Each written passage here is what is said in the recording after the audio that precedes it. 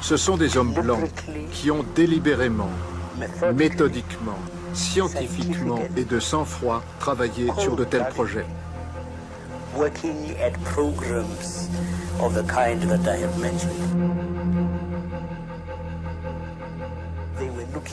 Ils cherchaient des germes qui ne pouvaient attaquer que les Noirs. Ce n'est pas nous qui avons inventé des choses pareilles, c'est eux. Ils ont même cherché à stériliser les femmes noires.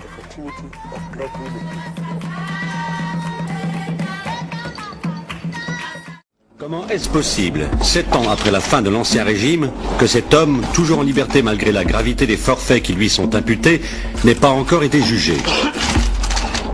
Pour tenter de répondre à toutes ces questions, nous avons mené l'enquête en Afrique du Sud.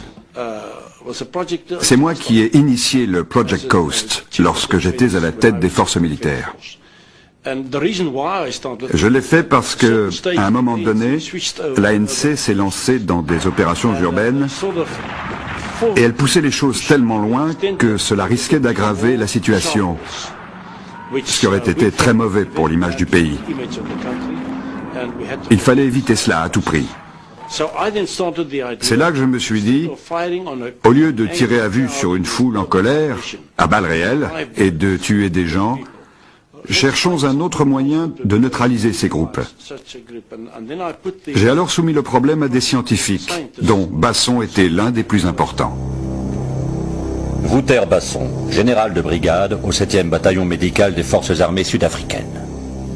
J'ai demandé à Basson, seriez-vous capable de mettre au point, pour moi, un gaz qui ne serait ni irritant, ni mortel, mais qui rendrait les gens inoffensifs pendant quelque temps, afin qu'ils se calment, et que nous n'ayons pas à les tuer en cherchant à maîtriser la foule. Qui est donc ce scientifique défini comme l'homme de la situation par le chef des armées de l'époque et chargé d'initier une stratégie pour soi-disant paralyser les foules sud-africaines, alors qu'on apprendra plus tard, par les témoignages de ses anciens collaborateurs, qu'il s'agirait d'un véritable projet de génocide?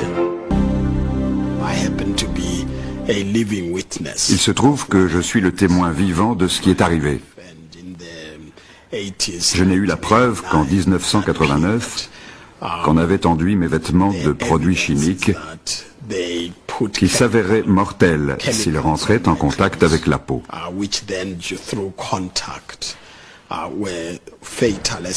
Mais j'ai survécu. J'ai atterri dans un hôpital aux États-Unis. Ils m'ont soigné et ont réussi à déterminer l'origine de mes troubles. Il y a eu une descente chez lui de la brigade de lutte contre la grande criminalité économique. Et dans sa maison, on a trouvé une malle entière de documents, dont quelques-uns avaient trait au programme de guerre chimique et biologique.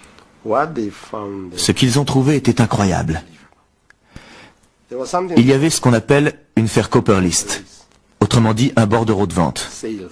Sucre à la salmonelle, bière au thallium, cigarette à l'anthrax, à la toxine botulique, chocolat au cyanure, whisky à la colchicine, déodorant au typhimurium, venin de serpent. Cette longue liste de ventes de produits aux poisons indétectables était destinée aux agents de la sécurité sud-africaine pour leur permettre de tuer les militants noirs sans soulever de soupçons lors de l'autopsie. Combien ont été utilisés? On ne le saura sans doute jamais.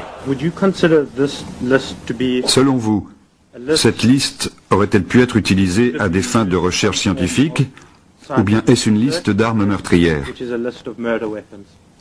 Assurément une liste d'armes meurtrières. Aucun intérêt pour quelque recherche que ce soit.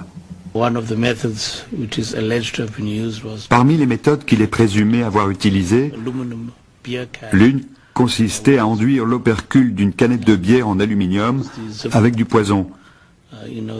Et si vous utilisiez cet opercule, la partie qui s'enfonce dans la canette, ça activait le poison.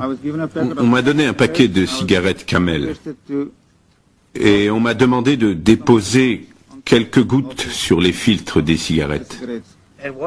Et que serait-il arrivé à la personne qui aurait fumé ces cigarettes? C'est difficile à dire, mais j'imagine que les conséquences auraient été mortelles.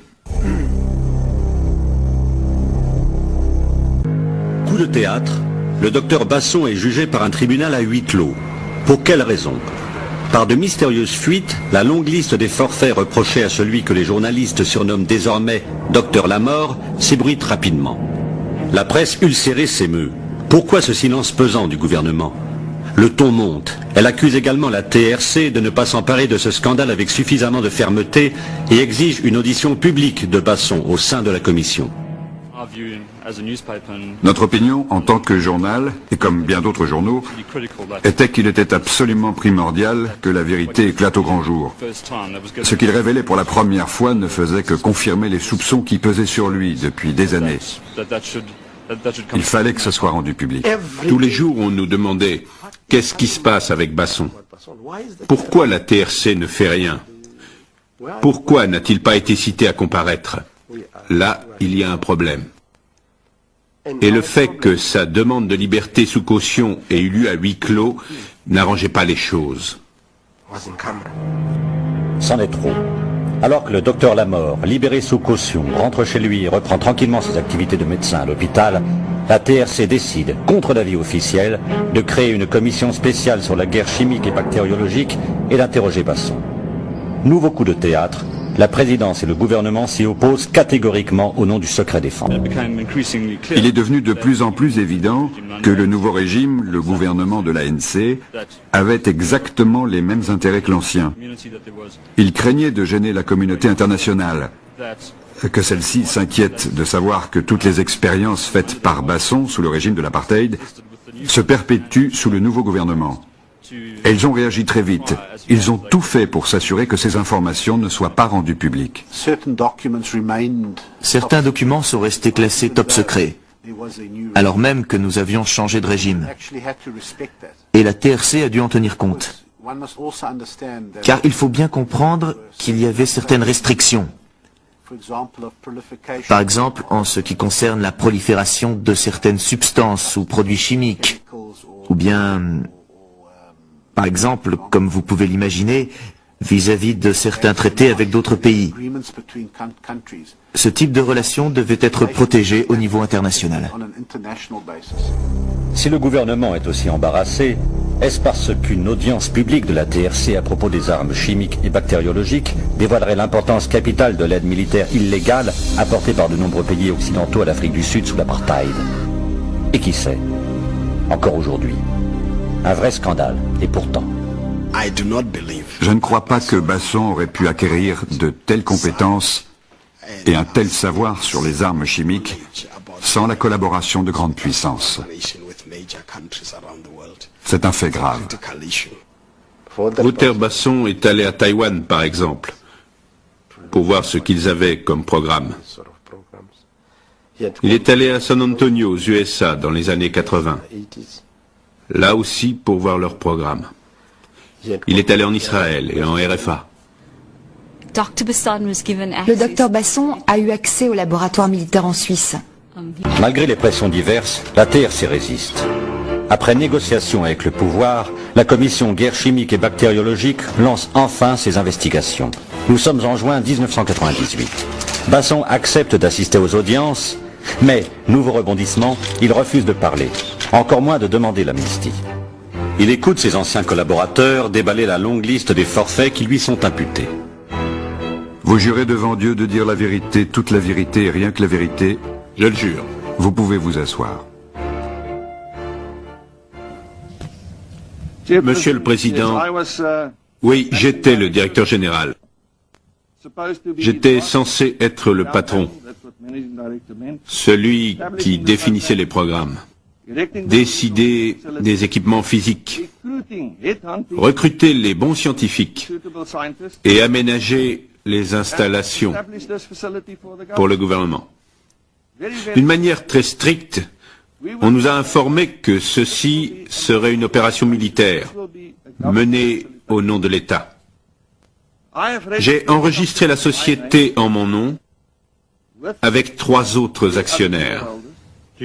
Aurait-il été possible que cette société fonctionne efficacement avec un directeur général n'appartenant pas à la communauté scientifique?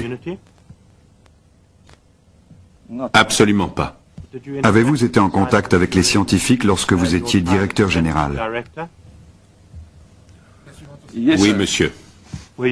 Connaissiez-vous la nature des recherches conduites dans vos locaux? Oui, monsieur. Nous avions des directives très générales sur ce qu'il fallait faire. Et nous avions une grande liberté pour faire ce que nous avions à faire.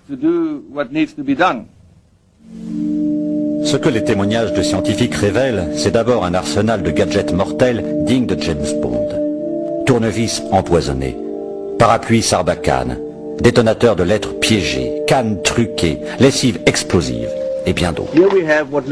Nous voyons ici ce qui ressemble à un tournevis. Pouvez-vous nous en parler? La personne qui utilise cet appareil pique la personne visée.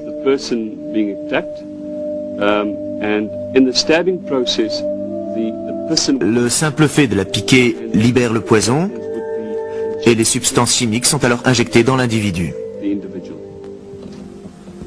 Est-ce qu'on peut manipuler ceci en toute sécurité? Tout à fait. Mais j'éviterais quand même de toucher l'extrémité, au cas où.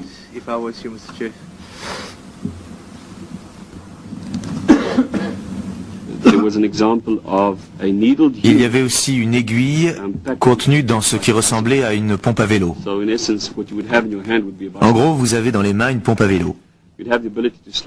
Vous pouvez la faire coulisser pour sortir l'aiguille. Le même système existait dans des cannes ou des parapluies. Il y avait plusieurs façons de maquiller l'ensemble.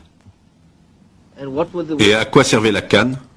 Il y avait deux modèles. Le premier était une canne qui dissimulait une aiguille sur le bout. Le deuxième était une canne qui pouvait tirer une petite balle. Une balle en polycarbone qui était percée de nombreux petits trous, ce qui permettait d'y loger des substances toxiques. À très courte distance, l'idée était de pouvoir tirer dans la jambe de quelqu'un. Il y avait aussi deux paquets de lessive Omo qui avaient un mécanisme explosif à l'intérieur. Donc, il y avait deux paquets de lessive Omo avec les explosifs déjà à l'intérieur. Oui. Les paquets contenaient des explosifs amorcés et prêts à l'emploi.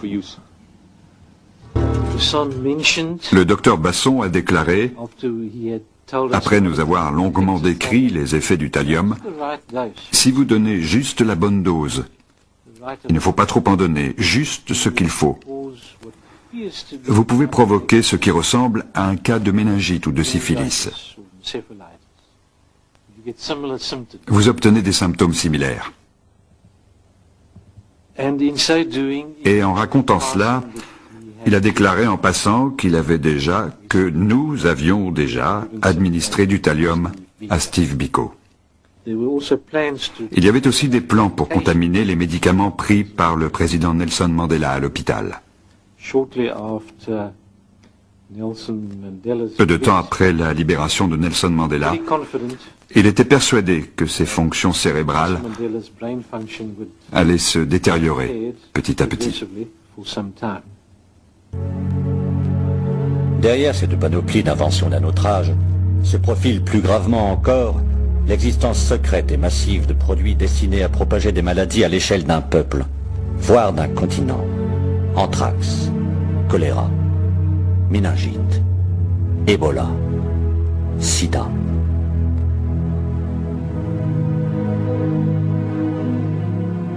Pouvez-vous nous décrire les effets du choléra sur l'homme?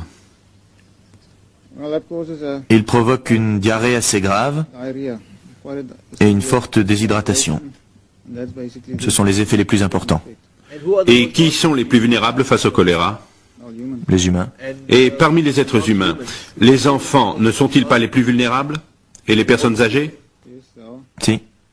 Le choléra tuerait donc préférentiellement les enfants et les personnes âgées?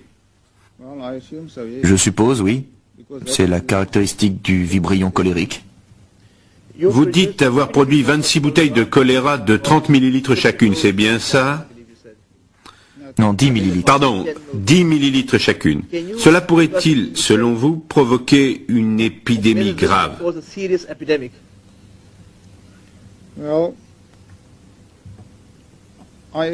J'imagine que oui, ça pourrait provoquer une épidémie. J'ai dit épidémie grave. Oui. Aviez-vous conscience de produire une substance qui pouvait provoquer une épidémie grave?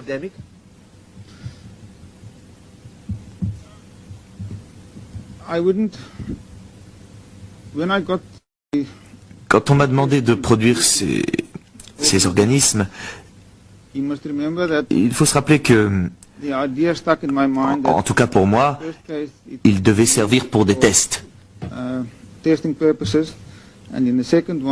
Et c'est ensuite que certains indices ont laissé à penser qu'ils pourraient être utilisés dans la guerre en Angola.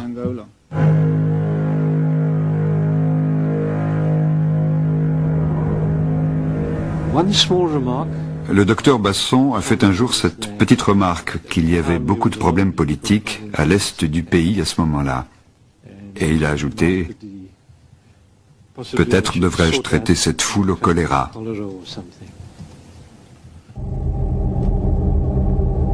Tri de population, purification ethnique. Le système, en s'affinant dans l'horreur, atteint alors les limites ultimes d'un racisme qui rappelle étrangement la solution finale nazie.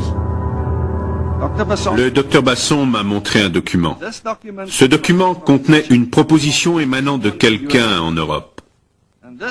Ce type disait qu'il possédait un produit, une bactérie, qui avait la possibilité de n'infecter, de ne rendre malade et de ne tuer que les gens pigmentés comme les Noirs. Le docteur Basson m'a demandé de me documenter et d'étudier scientifiquement cette possibilité. Est-ce vraiment possible? Notre conclusion a été que c'était tout à fait possible, et il a été décidé que ce serait bien que le gouvernement en soit informé.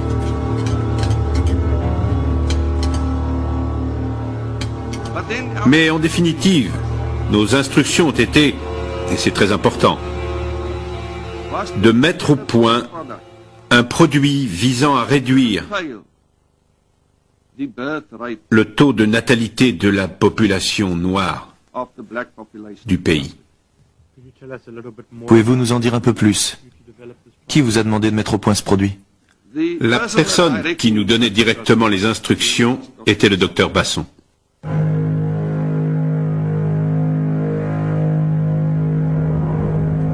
J'ai demandé au docteur Basson, Wouter, pourquoi participes-tu à ça?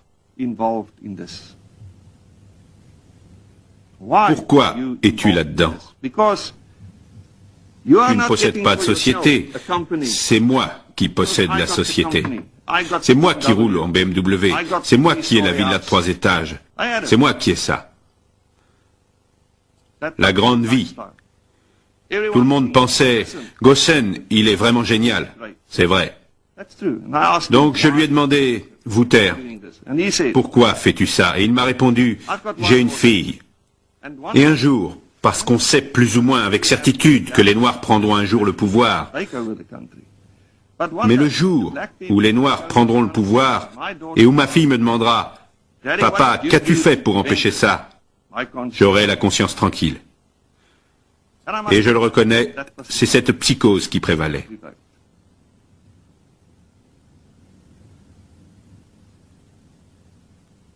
Et vous pouvez me le reprocher, j'y ai pris part. C'est vrai. Et je le regrette. Mais je ne suis pas le seul coupable. Basson bénéficie-t-il de protection si puissante? Fait-il encore peur au point que personne n'accepte de prendre la décision de sa suspension? Parallèlement, son procès devant la haute cour s'enlise.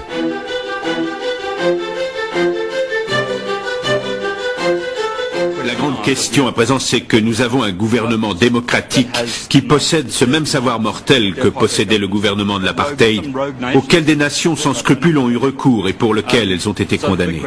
Donc la grande question à présent est, Qu'est-il advenu de ce matériel? Existe-t-il toujours? L'Afrique du Sud a signé des accords et des conventions internationales sur ces technologies. Il serait très naïf d'imaginer que ce savoir a disparu avec le docteur Basson, ou bien qu'il le suivra en prison. Ce ne sera pas le cas. Basson est toujours libre. Il n'a toujours pas livré ses secrets, il ne manifeste ni regret ni remords. La question d'un transfert de compétences devant un tribunal international se pose-t-elle, comme à Nuremberg il y a 50 ans? Faut-il tourner la page ou bien, comme l'affirmait Desmond Tutu à la TRC, continuer à regarder la bête au fond des yeux?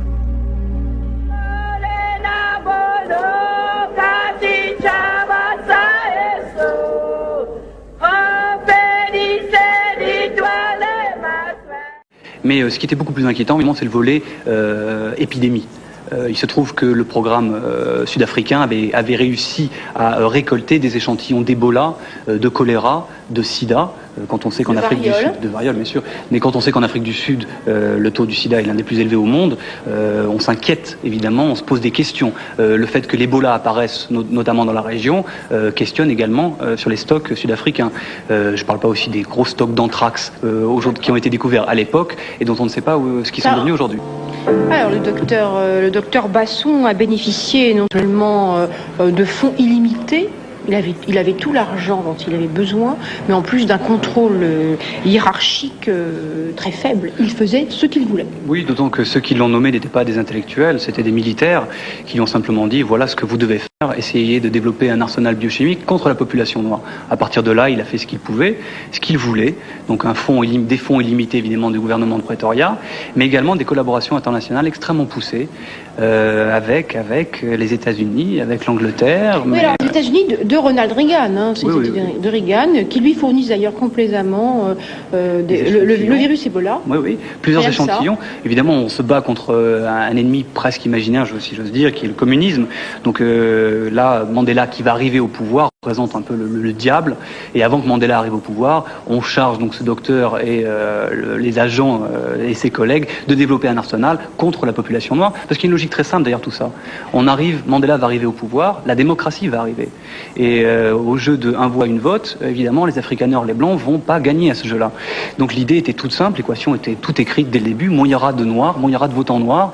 Et donc, par conséquent, le pouvoir politique des Afrikaners sera pas autant réduit. Voilà la logique de base qui a conduit à ce programme. Le docteur Basson s'est montré créatif puisqu'il a mis sur pied ce que vous appelez une bombe ethnique. Vous pouvez expliquer ce que c'est? Alors, une bombe ethnique, on ne sait pas très bien jusqu'où il est allé. Il est allé très loin dans cette recherche-là. Il semblerait qu'il ait développé une molécule qui était sensible à la pigmentation de la peau des Noirs, à la mélanine. Et donc cette particularité de cette molécule, évidemment, ne pourrait être mortelle que pour les Noirs. Donc c'est une bombe raciste, une bombe ethniquement sélective, et qui a, pour particularité, là c'est extrêmement important, là on a une arme qui est génocidaire, qui est une véritable volonté de crime contre l'humanité. On n'en a pas retrouvé de traces de cette arme. Non, mais la volonté, comme en droit pénal, pour ceux qui connaissent un peu le droit pénal, la volonté vaut l'acte. Le fait d'avoir voulu mettre sur pied ce programme-là, d'avoir appliqué, d'avoir exterminé de toute façon des Noirs et uniquement des Noirs, le programme en lui-même était génocidaire dès son origine. Alors on va regarder ensemble encore quelques images que vous avez tournées sur le local du docteur Basson. On va voir qu'il reste des choses, il reste une atmosphère, et puis à la fois il reste pas grand-chose, parce que c'est comme pour les camps de la mort, on a essayé d'effacer beaucoup de traces. J'obtins, grâce à certains documents confidentiels qui m'ont été donnés par la commission, l'adresse du laboratoire militaire de la mort, le laboratoire de Rotplatte, où fut développé tout l'arsenal biochimique de ce programme secret militaire sud-africain. Personne n'a évidemment le droit de filmer à l'intérieur de ce local ultra sécurisé militaire où étaient effectuées ces recherches biochimiques.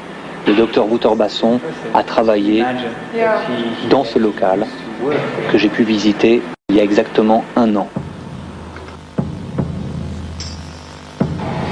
C'est ici que furent développés des produits extraordinairement sophistiqués.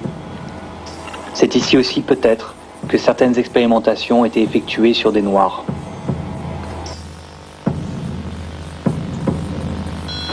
Évidemment, il n'y a plus de preuves. D'autant que pour l'essentiel, elles ont été incinérées dans ce local, ici. This is where all the evidence of all the specimens of all the genetic, everything that they had is that they birthed in here. S'il n'y a plus beaucoup de preuves, il reste encore les témoignages filmés par la commission Réconciliation et Vérité de certains collègues du docteur Lamort. Il y avait aussi des bactéries mangeuses de chair.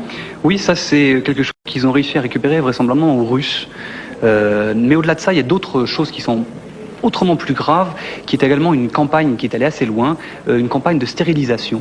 Ils avaient mis sur pied une véritable planification générale pour stériliser un maximum de noirs, de femmes noires, en injectant des produits stérilisants, entre guillemets, dans des produits de consommation, de grande consommation, comme le maïs ou la bière. On ne sait pas jusqu'où ils sont allés dans ce programme-là. Ah, d'accord. Eh ben, ce qui est très intéressant, c'est que non seulement les Américains les ont aidés, mais Saddam Hussein aussi. Il est allé plusieurs fois en Irak, ce qui a beaucoup inquiété les Américains d'ailleurs. On parle de Wouter Basson, hein. Du docteur. Il est allé en Irak, il est allé aussi en Corée du Nord, du Sud. Il a visité, je crois, les plus grands programmes biochimiques de la planète, et notamment le programme aussi américain. Les Américains et les Européens aussi ont beaucoup collaboré avec ce docteur. Ils étaient absolument ravis de pouvoir envoyer leurs scientifiques en Afrique du Sud, sachant que là-bas, l'argent coulait à flot. Il n'y avait pas trop de contrôle. Absolument aucun contrôle, parce qu'on était justement sous embargo, ce qui est un peu croustillant dans la mesure où tous ces pays-là ne respectaient pas l'embargo militaire, même pas économique, vraiment, militaire. Non seulement on aidait le docteur Lamort, mais on savait très bien à quel point son programme était dangereux. Vous le dites dans votre documentaire, vous le dites aussi dans votre livre, les services secrets américains et britanniques l'avaient classé 2e programme le plus dangereux au monde, derrière le programme soviétique.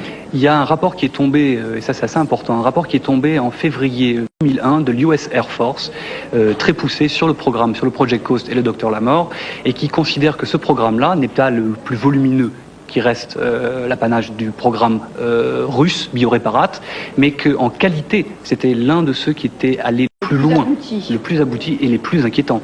D'autant, encore une fois, qu'on ne sait pas ce que sont devenus les stocks. Alors, on a envie de savoir, Tristan Menestance, combien de personnes ont péri lors de ces expérimentations, et surtout qui était visé, parce que au sein de la population noire, il y avait des cibles préférées et préférentielles. Bon, essentiellement évidemment des Noirs, des militants de l'ANC. Combien le propre de ce programme-là est évidemment de tuer sans qu'on le sache.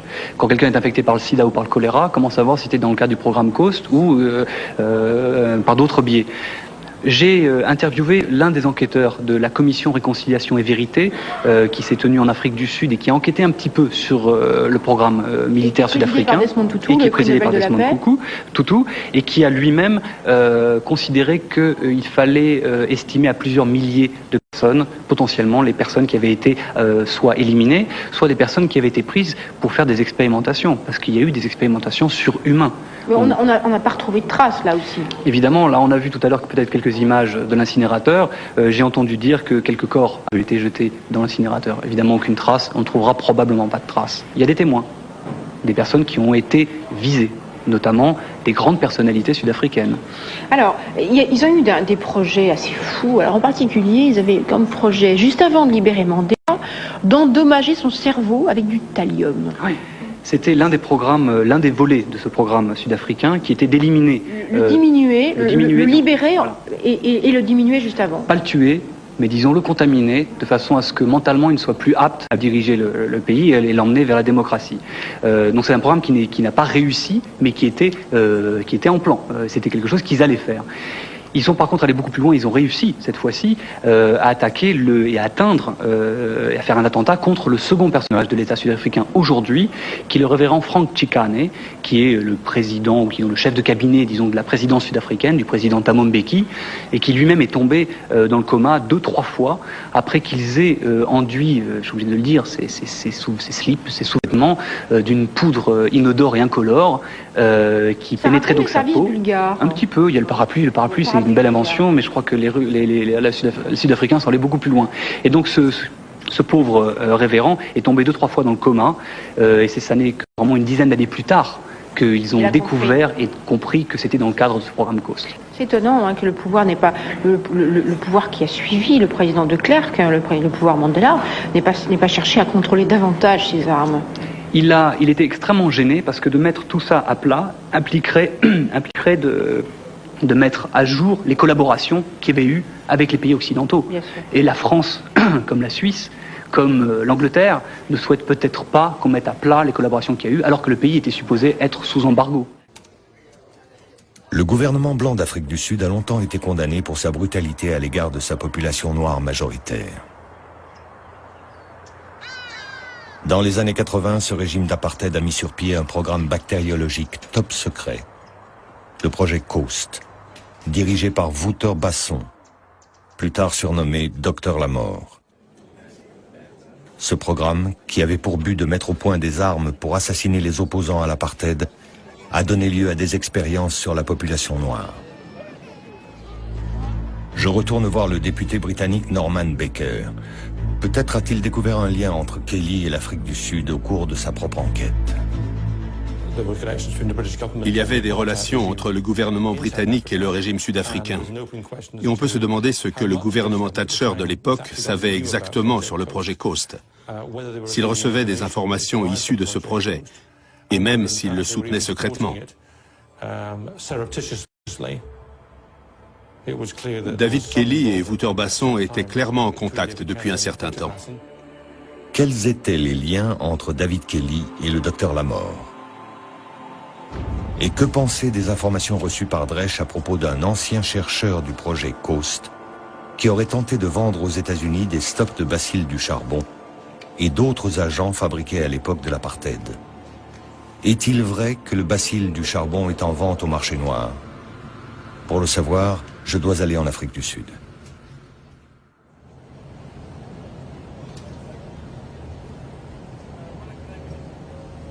Dans l'avion, je survole le pays où a pris corps ma hantise des armes biologiques. J'ai grandi en Rhodésie, une colonie britannique dirigée par sa minorité blanche.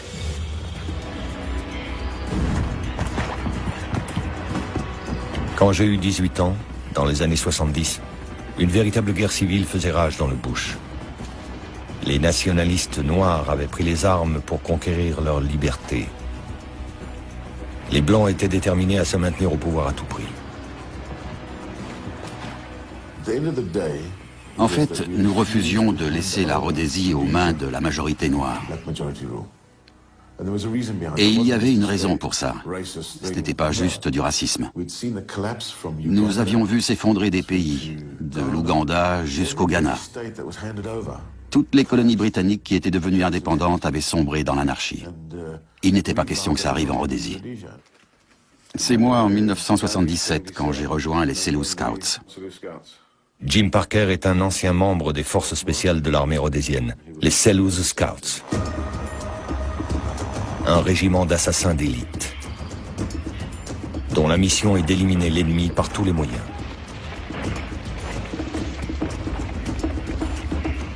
Jim Parker a écrit un livre dans lequel il révèle les activités secrètes de cette unité de lutte contre l'insurrection. Alors que les combats s'étendent et que les nationalistes noirs gagnent du terrain, les Selous Scouts se tournent vers l'utilisation d'armes chimiques et biologiques. La première fois que j'ai entendu parler du bacille du charbon, c'était lors d'une mission à Wenki. Avec le médecin sur place à l'époque, on bavardait de choses et d'autres et il m'a dit « On a répandu le bacille du charbon dans la région de Nkayi et de Lupan. » En tout, il y a eu plus de 10 000 personnes qui ont été contaminées cette année-là. Un chiffre sans précédent et qui n'a jamais été révélé. Aujourd'hui encore, beaucoup nient que l'épidémie de charbon en Rhodésie, la plus importante jamais observée, ait été provoquée délibérément. Jim Parker est le premier membre des Selous Scouts à admettre publiquement que cela a pourtant été le cas.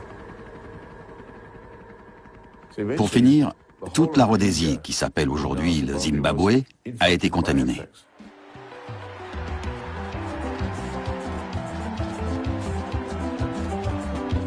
En 1980, quand un accord négocié met fin à la guerre et donne naissance à la nation indépendante du Zimbabwe, les Selous Scouts se réfugient au sud. Tous les documents top secrets, tout ce qui concernait les Selous Scouts, ont été transportés ici en Afrique du Sud.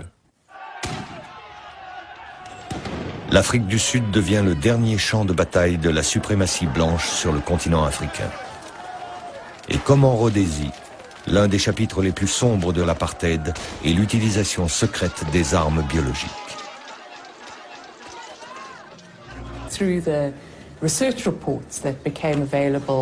Parmi les rapports de recherche sur lesquels les enquêteurs ont mis la main et qui faisaient partie des nombreux documents découverts en possession de Basson, certains rapports faisaient clairement état de recherches sur des toxines susceptibles d'être administrées à une personne pour la tuer, tout en restant indétectables. Il s'agissait de tuer les gens sans se faire prendre. L'Afrique du Sud blanche disposait d'alliés puissants en Occident. On a décidé de trouver des organisations qui pourraient nous aider sur le plan technologique. Il y en avait surtout au Royaume-Uni et en Amérique, et quelques-unes en Europe. On a été les voir, on leur a expliqué notre problème en leur indiquant de quelles informations on avait besoin. On en a obtenu quelques-unes, le reste on l'a acheté, emprunté ou volé. Curieusement, l'aide que nous avons reçue des Américains et des Britanniques était idéologique. Professeur de sciences politiques à l'Académie navale des États-Unis, Helen Perkett, grande spécialiste du projet Coast, concède que les États-Unis pourraient avoir collaboré avec le régime sud-africain. L'administration Reagan avait une politique d'engagement constructif. Il est donc possible, je n'en ai aucune preuve, mais c'est plausible, qu'il y ait eu une coopération sur certains programmes, y compris le programme d'armement biologique, entre les États-Unis et l'Afrique du Sud. Mais c'est secret défense. Quel secret l'Occident peut-il cacher sur l'ampleur de sa collaboration au projet Coast? Je me tourne vers l'une des sources de Dresch, le journaliste d'investigation Sam Saul. Le projet sud-africain était bien commode, surtout les recherches sur le nec plus ultra des armes dont on pourrait se servir pour commettre des assassinats, en faisant en sorte que la mort ne paraisse pas suspecte. Peut-être bien que d'autres services secrets étaient intéressés par de telles armes, mais ne pouvaient pas faire les recherches eux-mêmes et se servaient de l'Afrique du Sud pour faire le sale boulot. Savoir si c'est le cas est une question qui reste ouverte.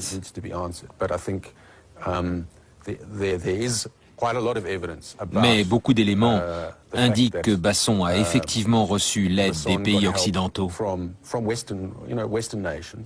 La visite de Larry Ford, par exemple. Larry Ford. Larry Ford avait fait muter le choléra, la typhoïde, le charbon, le botulisme et la peste bubonique. Et il avait aussi mis au point ce qu'il appelait des germes tueurs de kaffir.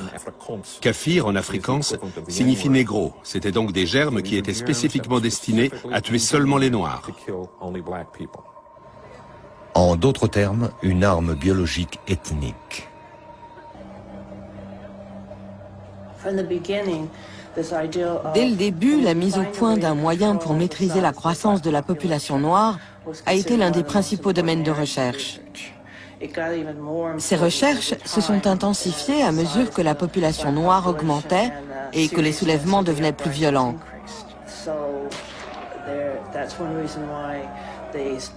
C'est une des raisons pour lesquelles ils ont commencé à travailler sur des modifications génétiques, à faire des recherches pour essayer d'élaborer des contraceptifs afin de stériliser les Noirs à leur insu. Toutes sortes de recherches qui, aujourd'hui, paraissent vraiment délirantes. On a parlé d'une arme ethnique sur laquelle travaillait le projet Coast, baptisé la bombe noire. Un projet génial, le plus amusant de ma vie.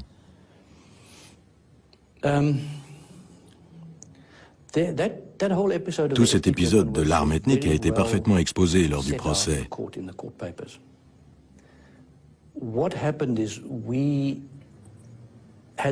En fait, nous avions pour objectif de synthétiser une certaine protéine présente dans le sperme à des fins contraceptives.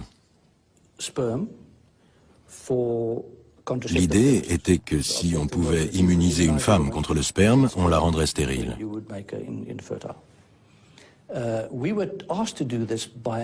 Ces recherches nous ont été demandées par un autre pays qui avait un problème d'explosion démographique dans le cadre d'un échange de technologies. Ils nous ont donné certaines choses et nous ont demandé de faire ça pour eux. Je parviens à me procurer le dossier du FBI sur Larry Ford, mais bon nombre de pages ont été censurées pour des raisons de sécurité nationale. Cela laisse peu d'indices quant à son travail supposé sur une arme raciale et ses liens réels avec les renseignements américains. Les gouvernements britanniques et américains se sont donné beaucoup de mal pour faire disparaître les preuves du projet Coast. Ils ont fait pression sur l'Afrique du Sud pour qu'elle détruise ses stocks d'armes biologiques et tous les documents s'y rapportant. Basson affirme que ces stocks ont été jetés à la mer. L'eau de mer a un tel pouvoir oxydant que tout disparaît très vite. On a tout lancé après plusieurs heures de vol, je ne sais pas exactement où, j'étais assis à l'arrière de l'avion, mais le pilote doit le savoir. À un certain moment, il a ouvert la porte, on a tout jeté et on est rentré. Dresch se procure un rapport top secret de l'armée sud-africaine au président Mandela, déclarant que les stocks du projet Coast ont été détruits. Mais il découvre aussi que quelques mois après l'envoi des lettres contaminées, un ancien scientifique du projet Coast, Dan Goosen, a tenté de vendre à Washington ces germes qui avaient été soi-disant jetés à la mer.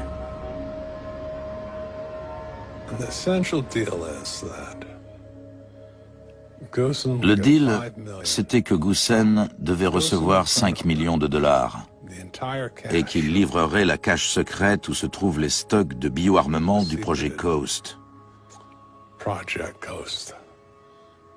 parmi lesquels il y aurait environ 70 souches du bacille du charbon, dont plus d'une douzaine seraient extrêmement virulentes. Des tractations de haut niveau s'engagent avec des agents du FBI et de la CIA, puis s'interrompent au dernier moment. En utilisant Dresch comme source, Sam Saul révèle l'affaire en Afrique du Sud.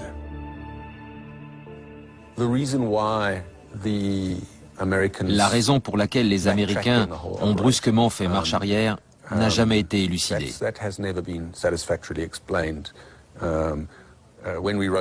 Quand nous avons écrit l'article, nous avons appelé le FBI et la CIA, mais ils n'ont pas voulu faire de commentaires. C'était d'ailleurs assez amusant. Donc oui, il reste beaucoup de points d'interrogation.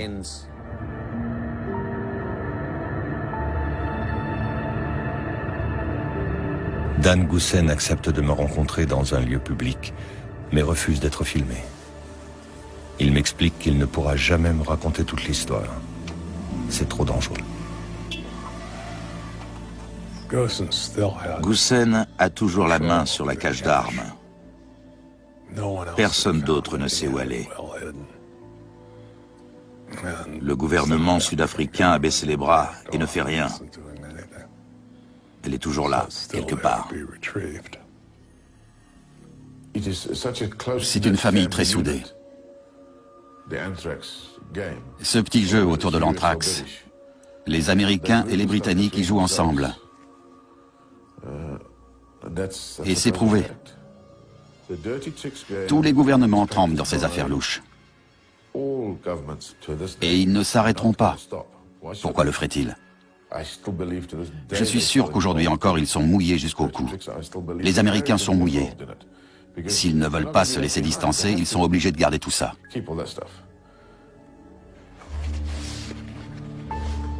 Lors de mon dernier jour en Afrique du Sud, j'étudie les archives du projet Coast et j'y trouve la trace de visites faites par des scientifiques sud-africains à des laboratoires biologiques privés et étatiques en Europe et en Amérique. San Antonio, la Nouvelle-Orléans, Jackson. Suis-je tombé sur la piste d'un vaste réseau qui manigance pour fabriquer une nouvelle génération d'armes biologiques? Parmi ceux que cette perspective inquiète, il y a le professeur Ellen Purkett. Je suis certaine que certains gouvernements continuent de mener des recherches dans ce domaine. Et que c'est sans doute ce qui nous attend à l'avenir. Des armes biologiques capables de cibler certaines populations. Je trouve ça terrifiant.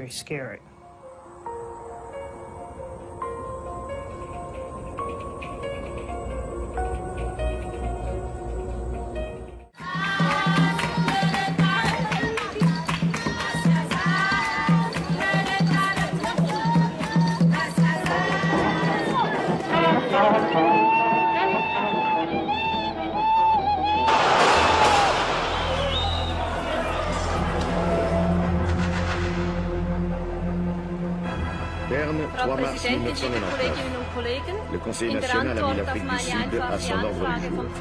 März Pia Hollenstein, 1997, la députée des im Verts, Unterschied zu soutenue par les anderen partis de Ländern, gauche, waren in der réclame la mise Schweiz sur pied d'une commission d'enquête sur les relations entre la Suisse et le régime d'apartheid. ganz besondere Elle estime que ce Beziehungen zum dossier est semblable à Apartheid-Regime in l'affaire des fonds Südafrika juifs. pflegte. Mehr und mehr boykottiert.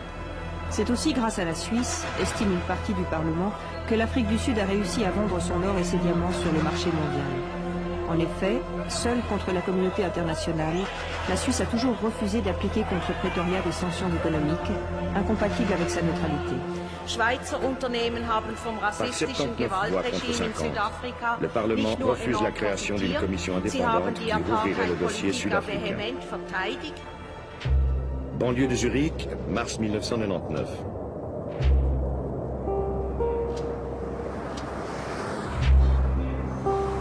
Je m'appelle André Jacomet. Je suis le neveu de Jürg Jacomet qui est décédé en octobre 1998. À la fin des années 80 et au début des années 90, j'ai travaillé pour mon oncle. Il était en contact avec toutes sortes de personnes, principalement d'Afrique du Sud. Il fallait les conduire en limousine de luxe dans toute la Suisse. Et c'est moi qui ai servi de chauffeur à Jürg Jacomet.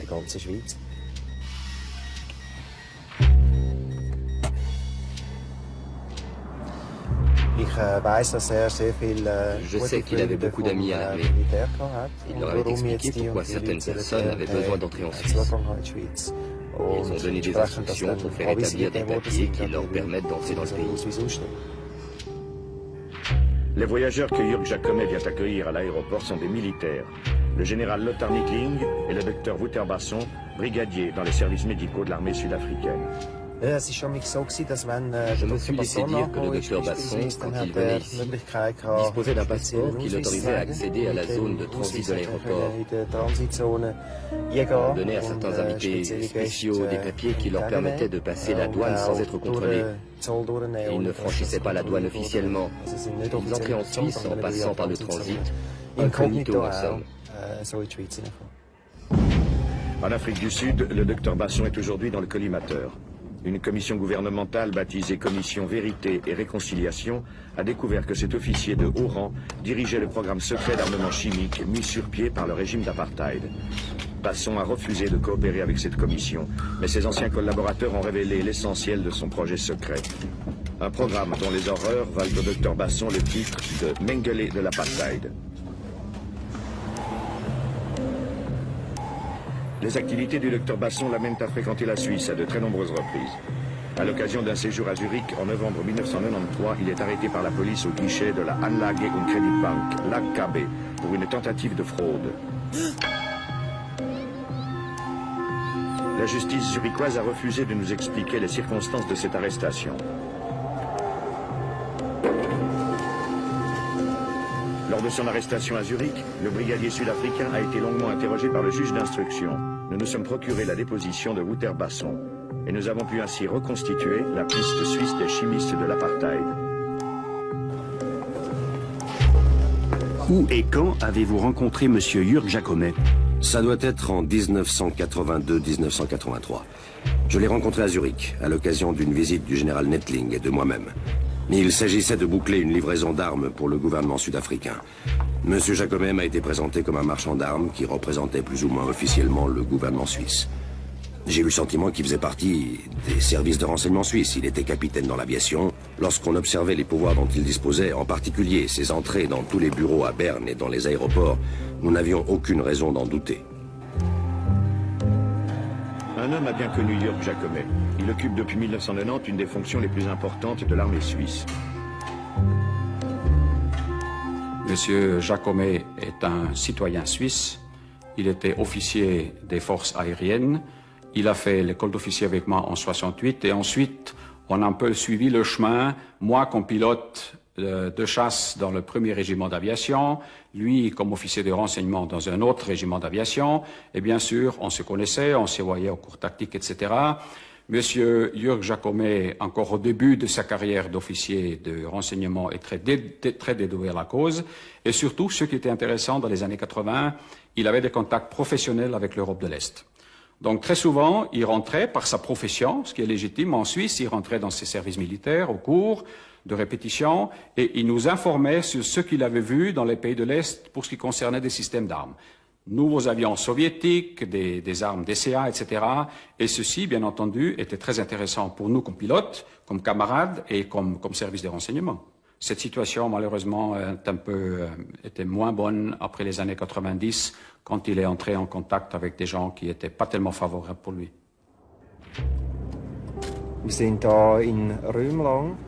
Nous sommes ici à Rümlang, le village où Jürg Jacomet avait ses bureaux.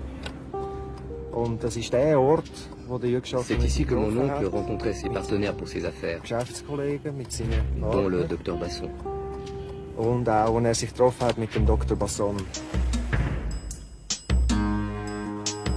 Est-ce que Jacomet vous a vendu des armes entre 1982 et 1987? Il ne m'a pas vendu des armes personnellement. Il a cependant vendu des armes à la police paramilitaire sud-africaine. Je ne sais pas s'il a aussi vendu des armes à l'armée, je n'étais responsable que du transfert de technologie.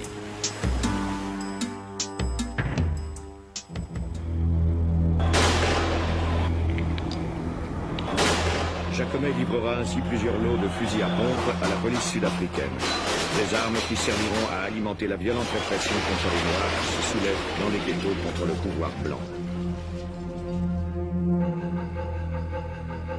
Aujourd'hui, le sinistre pénitencier de Robben Island est devenu un haut lieu de souvenir.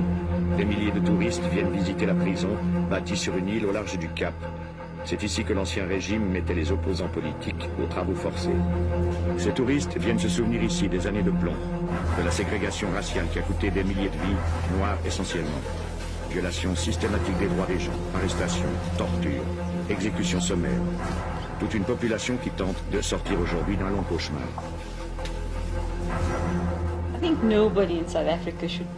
Personne en Afrique du Sud ne peut prétendre qu'il ignorait que les droits de l'homme étaient systématiquement violés. Ces violations ont suscité une grande indignation dans l'opinion publique. Le nombre de décès en cours de détention était à lui seul suffisamment élevé pour alerter les gens. Par contre, la question est de savoir si on était conscient de l'ampleur du phénomène. C'est le vrai problème.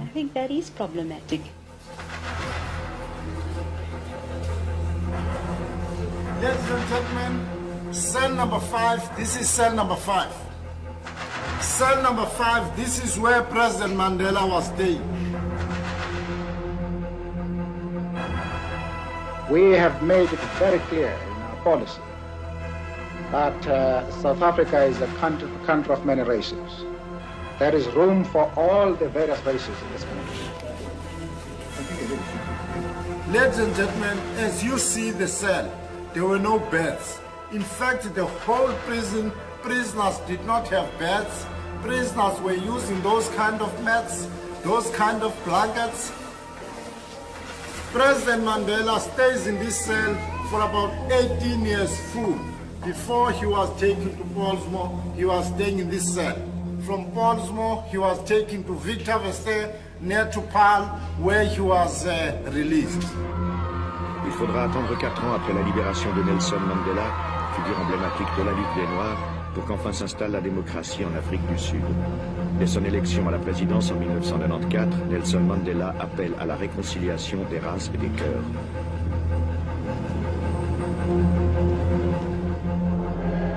Mais la réconciliation passe d'abord par la vérité, exercice unique dans l'histoire de l'humanité. L'Afrique du Sud entame alors un fantastique travail de confession. Durant plus de 2 ans, les bourreaux et les victimes de l'apartheid sont invités à témoigner volontairement devant l'archevêque Desmond Tutu et ses collègues de la commission Vérité et Réconciliation.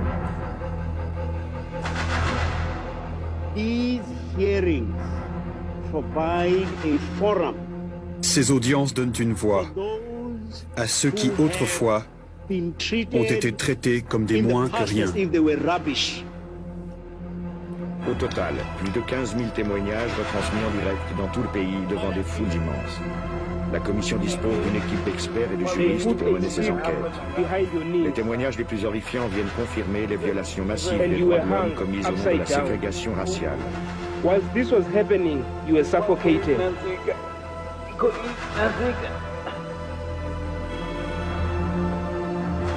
Un exercice de mémoire bouleversant, souvent insoutenable. L'Afrique du Sud découvre alors avec effroi comment les hauts responsables du régime d'apartheid ont froidement et systématiquement planifié en secret l'élimination sommaire des opposants qui menaçaient leur pouvoir. La commission Vérité et Réconciliation elle-même a été surprise de constater que toutes les villes du pays étaient le théâtre de violations de la même ampleur. La police torturait, les gens disparaissaient, ils mouraient en garde à vue. C'est bien sûr un choc pour notre pays. Les Sud-Africains ont aussi été choqués par le degré de sadisme des bourreaux.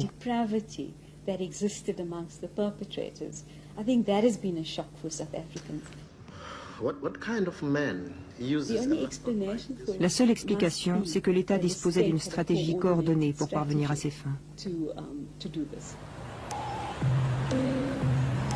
Plus symbolique que nul autre acteur de cette stratégie d'élimination, le docteur Wouter Basson fait son apparition dans la longue liste des agents de l'apartheid. L'ex-brigadier médecin de l'armée sud-africaine est arrêté par hasard en janvier 1997 à Johannesburg pour trafic de stupéfiants. La police découvre sur lui de grosses quantités de drogue, comme l'ecstasy. Et ils ont même dit qu'ils s'étaient mis à préparer des drogues comme l'ecstasy ou le mandrax. Aujourd'hui, on se demande pourquoi nos communautés sont ravagées par la drogue. Est-ce que c'était l'une des nombreuses méthodes de l'apartheid destinées à diminuer nos populations noires ? Les enquêteurs de la commission Vérité et Réconciliation vont remonter la piste du docteur Basson. Ils découvrent un vaste programme secret de l'armée visant à exterminer au moyen de poison les opposants au régime d'apartheid. Nous arrivons maintenant à l'Air Hotel Rumlang. C'est là que le docteur Basson séjournait quand il était en Suisse. Quel type de personnage était le docteur Basson? Quelle impression est-ce qu'il vous a fait? Le docteur Basson est une personne pour qui j'avais un respect absolu. C'est un homme très intelligent, possède de vastes connaissances. C'est un cardiologue au service de l'ex-président Botha. En tant que médecin, il m'inspire le plus grand respect et je respecte également ses connaissances. J'ai aussi appris qu'à l'armée, il était très estimé pour ses états de service. Pour ma part, je l'appelais Général Sargent. Il forçait le respect. À plusieurs reprises, il a été invité pour une fondue. Je le conduisais alors chez Jürg Jacomet et sa famille. Je n'assistais généralement qu'à l'apéritif, mais cela suffisait pour voir l'atmosphère et constater qu'ils étaient de très bons amis. Comment s'est alors développée votre relation avec Jürg Jacomet?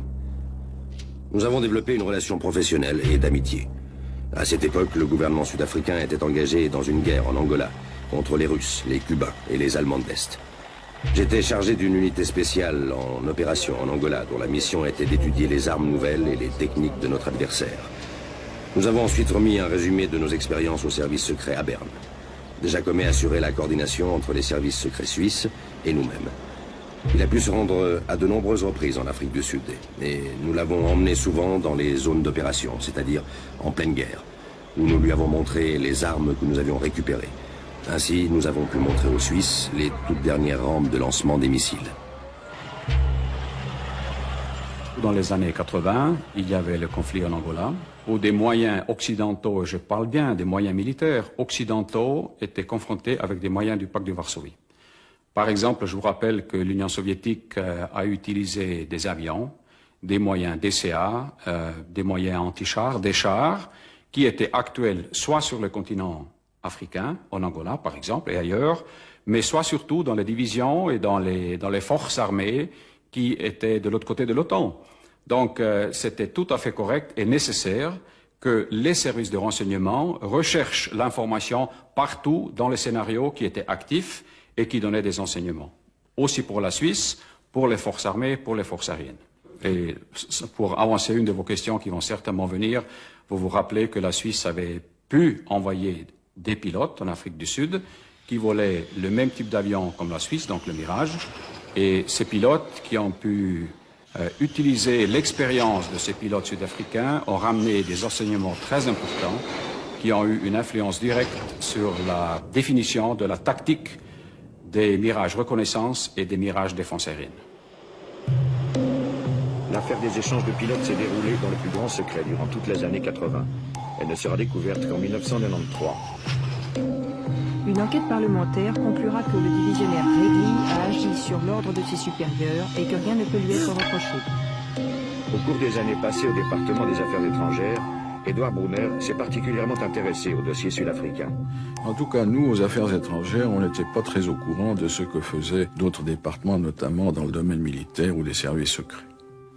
Et moi, je crois que des zones d'ombre, il y en a eu.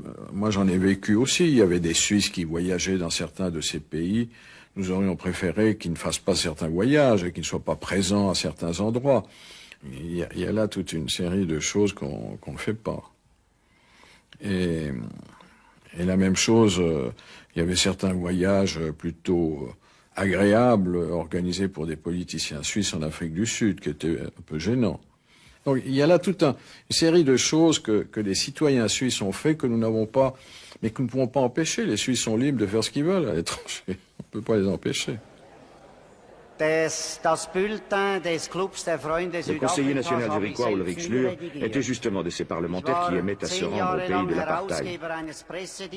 Proche de Christoph Blocher au sein de l'UDC, Ulrich Schlür est vigoureusement opposé à la création d'une commission d'enquête sur la Suisse et l'apartheid. Lors du débat du 3 mars dernier, il a été personnellement attaqué pour ses sympathies à l'égard du régime de Pretoria. Je me suis rendu environ 15 fois dans différents pays d'Afrique australe entre 1980 et 1995. Vous avez sous les yeux les journaux que j'ai tenus lors de ces voyages. On y trouve les choses les plus diverses. Au hasard, je trouve ici le compte-rendu d'une visite dans un centre de formation de la police sud-africaine. C'était une époque de troubles, parfois de troubles graves. Par exemple, j'ai passé à Mamelodi toute une journée avec la police, simplement pour voir ce qui se passait dans une township sud-africaine, c'est-à-dire une banlieue noire contrôlée par la police. Je voulais savoir ce que faisait la police, comment les choses se passaient. Je me suis rendu plusieurs fois dans des sites militaires. J'ai entendu présenter plusieurs rapports sur la situation militaire. Par exemple, dans l'infanterie. Mais j'ai aussi été un jour à la base de marine à Simonstown. La question de la sécurité était toujours importante. Il ne faut pas oublier qu'on était en pleine guerre froide. Les multiples reportages de ce journaliste un peu particulier viendront alimenter le journal de l'ASA. À travers ses publications, ce groupe combat violemment l'application de sanctions contre le régime d'apartheid. À l'ASA, on considère Nelson Mandela comme un terroriste et Desmond Tutu comme un ecclésiastique suspect. Comment était soutenu l'ASA financièrement? De quoi vivait l'ASA? Et qui payait ses voyages? Le bulletin avait des abonnés. À certains moments, nous avions à peu près 3000 abonnés. Et puis il y avait les entreprises suisses qui étaient actives en Afrique du Sud. Vous pouvez nous donner quelques noms? Eh bien, il y avait Sibagaigi, Hoffmann La Roche, l'Union de banque suisse. Le docteur Basson poursuit ses voyages. En bon agent secret, il va profiter d'un incident tragique pour gagner la confiance de ses partenaires suisses. Et puis, Je pense que c'était en 1987. Un avion de la Croix-Rouge, dont le pilote était suisse, a été abattu au-dessus de l'Angola. Le gouvernement suisse a essayé de retrouver et de ramener la carcasse de l'avion afin de l'examiner et de voir quel type de projectile l'avait abattu. Le général Nettling et moi-même avons alors suggéré aux Suisses qu'ils devaient renoncer à l'idée de récupérer leur avion, qu'ils n'y arriveraient jamais. Ils devaient plutôt essayer de récupérer le corps du pilote. Nous avions déjà fait l'expérience en Afrique du Sud que grâce à un examen minutieux d'un corps, on peut trouver des pièces de métal et de missiles. C'est ce qu'a fait le gouvernement suisse. Ils ont reçu le corps et l'ont examiné. On peut malheureusement pas parler des corps. Les dépouilles ont été rapatriées avec un seul but d'identification des corps. Le seul autorité compétente était effectivement les services scientifiques de la police cantonale de Zurich qui étaient à même de faire cette identification. Le général Nettling et moi-même sommes repartis en Suisse. Nous avons eu un entretien avec un certain Jacob Mayer, je ne suis plus sûr du nom, de l'Institut de médecine légale de la police cantonale zurichoise.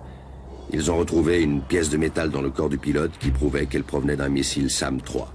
Cela a permis de prouver que le gouvernement angolais était responsable de cet attentat. Je vous ai présenté une déclaration du brigadier Wouter Basson devant la justice zurichoise le 1er décembre 1993 que je vous ai fait lire. Quelle est votre réaction à ce document? Écoutez, pour moi c'est une réaction, avant tout d'abord, j'apprenais quelque chose que je n'avais pas du tout lu ni entendu jusqu'à aujourd'hui. Et deuxième réaction, plutôt un fort étonnement de ces liens qui ici sont établis, dont, pour ce qui me regarde, je n'ai absolument aucun élément pour pouvoir les établir. Un ancien agent des services secrets suisses nous confirme ces rapports de confiance. Comment étaient organisés les contacts avec les services de renseignement sud-africains? Dans notre domaine, la tradition veut que les services se rencontrent alternativement dans leur pays d'origine. Les spécialistes des différents dossiers voyagent et rencontrent leurs homologues. Cela signifie que les responsables des renseignements suisses se rendaient fréquemment en Afrique du Sud? Dans les années 80, il y en a 2 fois par année. Il y a aussi de la réciprocité, donc environ 4 contacts directs par année. Et les séjours duraient combien de temps? Aux alentours d'une semaine. Il y avait une part de travail, mais aussi des loisirs, car les Sud-Africains avaient coutume d'offrir un safari au parc Kruger. C'était devenu une plaisanterie dans le service d'appeler safari ces contacts. Nos chefs s'arrachaient les voyages en Afrique du Sud et ils se battaient moins pour des contacts qui étaient moins touristiques. Et que savaient vos services du programme d'armement chimique de l'Afrique du Sud? D'après mes informations, mais nos services étaient conscients que l'Afrique du Sud tentait de développer des armes de destruction massive, sans avoir accès aux détails. Est-ce que vous pouvez nous rappeler quelle était l'image de l'ennemi dans les années 80 pour les services de renseignement suisses?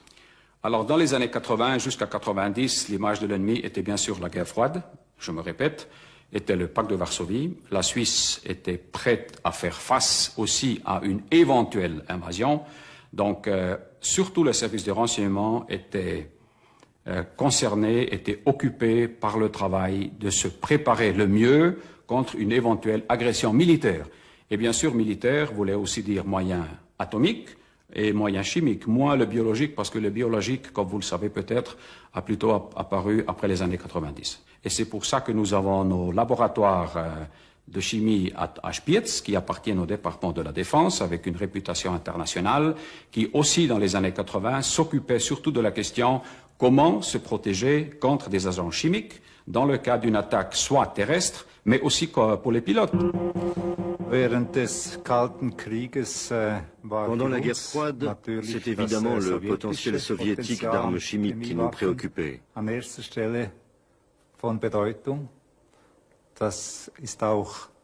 d'ailleurs contre ce potentiel que nous avons élaboré nos mesures de protection. Bien entendu, il y avait aussi d'autres conflits dans le monde, en Afrique, au Mozambique, en Angola, en Namibie, où l'on nous signalait sporadiquement des utilisations supposées d'armes ou de produits chimiques, et dont on parlait publiquement dans la presse. De temps à autre, des indications nous parvenaient selon lesquelles un nombre relativement important de pays, environ 30 ou 35, étaient susceptibles d'utiliser des armes chimiques, et l'Afrique du Sud figurait parfois sur la liste. À ce moment, les Cubains avaient commencé à utiliser des armes chimiques contre l'UNITA. J'ai été nommé à la tête de l'enquête et chargé de développer des contre-mesures. C'était important, parce qu'à l'époque, les moyens développés par les Européens n'étaient pas suffisants. Nous avions étudié les procédures et les techniques chimiques partout dans le monde. En Suisse, Jacomet nous a présenté à des gens qui travaillaient dans le domaine des mesures contre les armes atomiques et chimiques. L'endroit le plus important pour nous était le quartier général de la défense atomique chimique de Spitz, en particulier dans le domaine de la recherche technique et afin d'échanger des modèles mathématiques. Est-ce que les Sud-Africains ont cherché à rentrer en contact avec le laboratoire de Spitz durant ces années? Pas directement à Spitz, mais je sais qu'un entretien a eu lieu à Berne avec des représentants de l'Afrique du Sud. Deux de mes collaborateurs y ont assisté. À cette occasion, les Sud-Africains ont transmis de l'information sur la Namibie et l'Angola.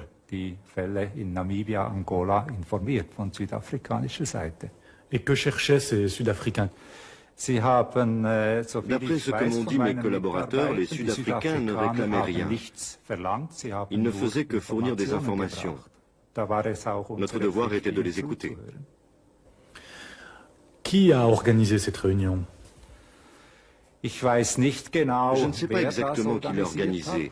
C'était une réunion du groupement de l'armement à Berne. Aujourd'hui, je sais que M. Jacomet était manifestement l'organisateur de cette rencontre. Le compte-rendu interne de cette réunion prouve que ce sont bien les services de renseignement suisses qui ont organisé la rencontre. Qui sont les personnalités sud-africaines qui participaient à cette rencontre? Il s'agissait du brigadier Basson et du général Nittling. Devant l'ampleur des révélations faites devant la commission Vérité et Réconciliation, la justice sud-africaine a mis de gros moyens pour mener son enquête. Le 24 mars dernier, elle a mis le point final à son acte d'accusation contre Wouter Basson, un document de plus de 300 pages. Il décrit en détail les horreurs exécutées par le programme chimique de l'apartheid, baptisé Project Coast. Ce projet est lancé en 1982 par l'armée sud-africaine dans le but d'acquérir l'arme chimique. Le docteur Basson est chargé de diriger les opérations. Wouter Basson sera bientôt sous les feux de la justice, qui l'accuse de 16 meurtres, de 13 complicités de meurtre ainsi que de fraude. Le procès du Mengele de l'apartheid s'ouvrira dans quelques mois dans la capitale sud-africaine, Pretoria. Un homme, le procureur Jan de Oliveira, soutiendra l'accusation. Son enquête l'a conduit hors des frontières de l'Afrique du Sud. Je voudrais rassurer la Suisse. La Suisse n'est pas le seul pays dont on a usé ou abusé, ou dont on a prétendument usé ou abusé. Mais en Suisse, comme nous le mentionnons dans l'acte d'accusation, M. Basson disposait de mécanismes lui permettant de conserver ou de transférer de l'argent sur des comptes et de gérer ainsi les sociétés qu'il avait lui-même créées. Voilà pour la Suisse. Ensuite, il disait à ses supérieurs ou aux autorités: je me suis procuré tel ou tel produit chimique ou tel appareil en Suisse. Étant donné son rang d'officier supérieur, on lui faisait confiance et on lui versait l'argent, qui finissait dans ses poches. En fait, les activités en Suisse de Wouter Basson vont s'appuyer sur un système de société établi en Afrique du Sud. Non loin de Pretoria, Delta G, cette entreprise sert de couverture et dissimule de fait le projet Coast. Sa véritable activité, l'acquisition et la fabrication de poisons sophistiqués. À travers le monde entier, Delta G installe un vaste réseau de sociétés écrans permettant à l'équipe du Dr Basson de se procurer ces produits mortels. À Asheville, dans le canton de Bâle, la Mädchenforschung AG, dirigée par un certain Dr David Chu, a été mise en place et contrôlée par Basson lui-même. Je peux seulement dire que ce n'était pas une société écran. Les services que nous fournissions allaient toujours dans le sens d'expériences pharmaceutiques standards pour développer des médicaments destinés aux thérapies et non à la destruction d'êtres humains. Ici aussi, on utilise des singes, mais c'est difficile de faire des expériences sur des singes. La bureaucratie est très lourde. Il y a beaucoup de règlements et de lois à respecter. sehr vielen Regeln und Gesetze. L'acte d'accusation cite pourtant à plus de 20 reprises les opérations menées par le docteur David Chu. Ja, das stimmt, das haben Bien wir entendu, à l'époque, nous ne savions rien de ce programme. Über diese Programme. Nous ne savions pas que le docteur Basson était impliqué dans quoi que ce soit. Ce n'est que rétrospectivement qu'on se dit, mon Dieu. En Afrique du Sud, Basson et son équipe disposent d'un autre laboratoire secret, celui de Rodeplat. Sa spécialité, la biologie et le développement de maladies comme le choléra ou le sida. Des germes mortels y seront fabriqués et utilisés à de nombreuses reprises. Quant au docteur Chu, il devra prouver son innocence à la barre de la justice sud-africaine qui l'a sommé à comparaître. Pendant tout le temps où la Medchem était en activité, soit durant 2 années, personne ne nous a rendu visite. Ni la police, ni la police fédérale, ni les services secrets, personne.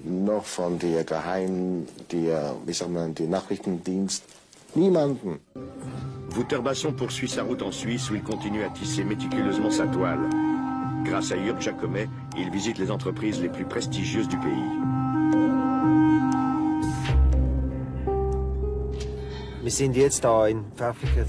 Nous sommes ici à Pfäffikon, dans le canton de Zurich, juste devant le bâtiment de Huber et Zuner.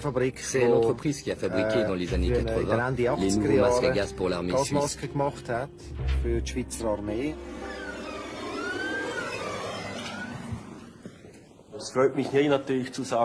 Je suis heureux de dire que nous commercialisons un des meilleurs masques à gaz du monde. Les gens d'Afrique du Sud avec lesquels nous avons eu des contacts en 1988 sont venus nous trouver et nous avons conclu un contrat portant sur la livraison de masques de protection. La petite délégation d'hommes d'affaires qui se rend à Pfäffikon représente de mystérieuses firmes de Pretoria, Technotech ou ICVM Trading. Sur le contrat conclu avec Huber et Zuner figure également le nom d'une société suisse, Intermagnum à Rumlang. Qui représentait la firme Intermagnum? Elle était représentée par un certain monsieur Jürg Jacomet. Est-ce que le nom du docteur Basson vous dit quelque chose? Nous avons fait des recherches dans nos archives. Bien entendu, je connais aujourd'hui le nom du docteur Basson, notamment grâce à vos informations. Il est venu ici, mais il n'est resté que très peu de temps. Il n'a fait que se montrer. Je crois que c'était en 1991. Et au bout de quelques minutes, il a repris son propre emploi du temps. Et qu'est-ce qu'il a fait pendant sa visite ici à Huber et Zuner? Je n'ai pas pu faire de recherche là-dessus. Il est simplement venu ici et nous a tous salués et s'est présenté comme médecin du service médical de l'armée sud-africaine. Le docteur Basson et ses acolytes feront encore de nombreuses visites d'affaires à Pfäffikon. À l'occasion d'un de ses voyages en Suisse, Basson se rend alors à Lucerne. C'était au début des années 90, peut-être en 1993, au milieu d'hiver. Il tombait une forte pluie, mais de neige. Ce jour-là, nous sommes partis tôt le matin de Rumlang. Le docteur Basson, mon oncle Jürg Jacomet et moi. Nous avons déposé le docteur Basson à l'hôtel national à Lucerne et nous avons continué jusqu'à Spiez par le Brünig. Au laboratoire de Spiez, si je me souviens bien, nous sommes allés chercher 2 experts que nous avons ramenés à Lucerne. Jürg Jacomet m'a expliqué qu'il s'agissait d'une rencontre hautement confidentielle entre experts en substances chimiques et biologiques, qu'il ne fallait en parler à personne. Il m'a dit qu'il s'agissait d'experts venus des États-Unis, d'Allemagne, de Suisse et également des militaires de haut rang venus d'Afrique du Sud.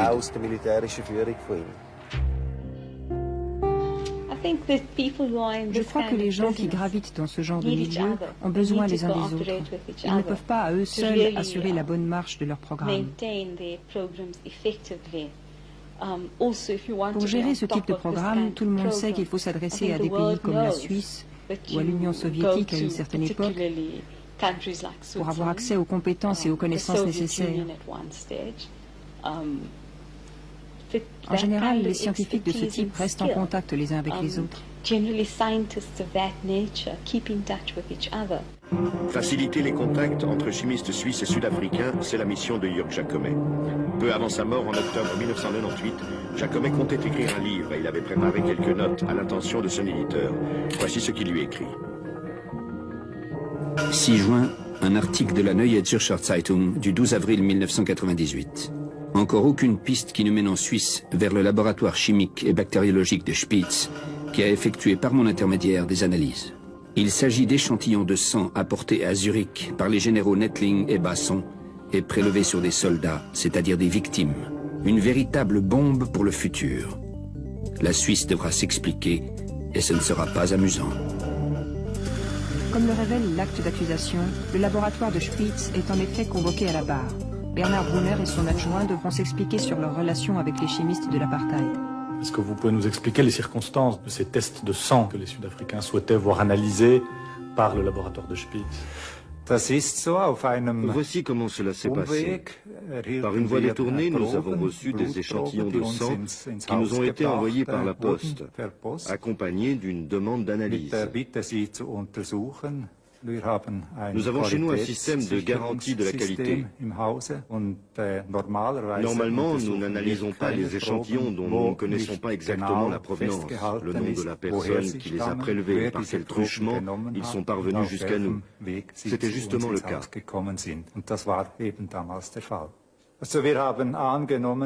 Nous avons supposé que ces échantillons sanguins provenaient de victimes de substances chimiques de combat. Les Sud-Africains espéraient sans doute que par le biais de ces analyses, nous pourrions tirer des conclusions sur la nature des armes chimiques utilisées.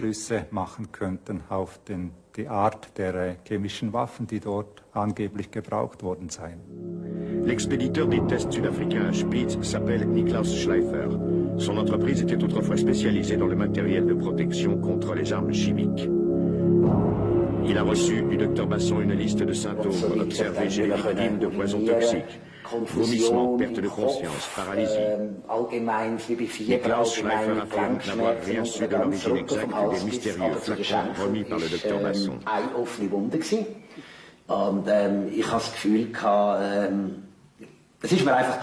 Non, très honnêtement, je n'ai jamais rien soupçonné.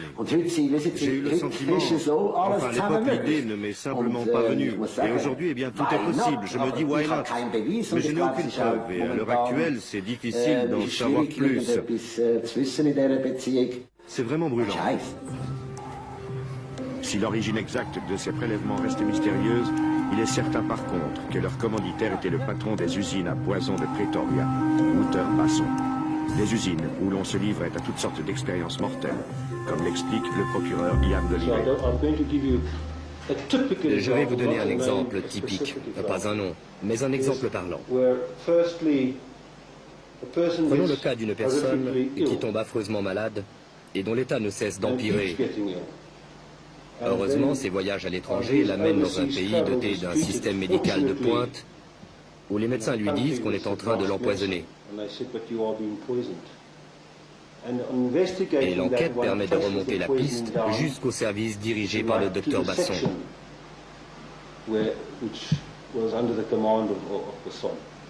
Parfois, la personne meurt effectivement, et ce n'est alors plus une tentative de meurtre, mais un meurtre par empoisonnement. C'est le genre d'affaires dont nous nous occupons, et c'est très grave. Accusation numéro 31, complicité de meurtre. Dans les années 80, le quartier général de l'armée à Pretoria constate que les prisons sont surpeuplées de détenus appartenant à la guérilla namibienne, où l'Afrique du Sud est engagée. Wouter Basson reçoit l'ordre de liquider ces détenus. 200 hommes sont ainsi empoisonnés et jetés à la mer d'un avion spécialement affrété pour cette mission. À une occasion au moins, Basson était assis à l'avant de l'appareil et a personnellement dirigé une opération de largage de 5 cadavres dans la mer. Accusation numéro 56, meurtre. Un agent mozambicain, devenu un risque pour la sécurité, a été menotté et mis sous narcotique. Une combinaison de 2 poisons, la scoline et la tubérine, fournie par Basson, lui a été injectée. Le mort a été chargé dans un hélicoptère et son corps a été abandonné dans la brousse au milieu du parc Kruger. Alors qu'il développe son programme de liquidation, le docteur Basson est également chargé de mettre au point la défense de l'Afrique du Sud contre les armes chimiques. une double mission dont il va constamment jouer durant ses longs séjours en Suisse. Ses interlocuteurs, comme la société Huber et Zuner, n'y verront que du feu. Jacomet nous a également présenté à l'entreprise Huber et Zuner. Cette entreprise fabrique des masques à gaz pour l'armée suisse. J'ai été le responsable des négociations avec Huber et Zuner qui ont sans doute eu lieu entre 1987 et 1988. Le but de nos discussions était d'obtenir le transfert de la technologie suisse vers l'Afrique du Sud afin d'y produire ces masques. Nous avons vendu environ 40 000 masques de protection de 3 grandeurs différentes qui correspondent au même modèle que nous avons vendu plus tard à l'armée suisse. Mais au total, entre la vente de la licence et la vente des masques à gaz et des pièces, c'est une affaire qui portait sur à peu près combien de francs suisses? Environ 8 millions de francs suisses. Nous n'avions aucune raison de penser que... D'ailleurs, mes recherches ici le confirment. On supposait que nos produits seraient utilisés pour la protection des personnes.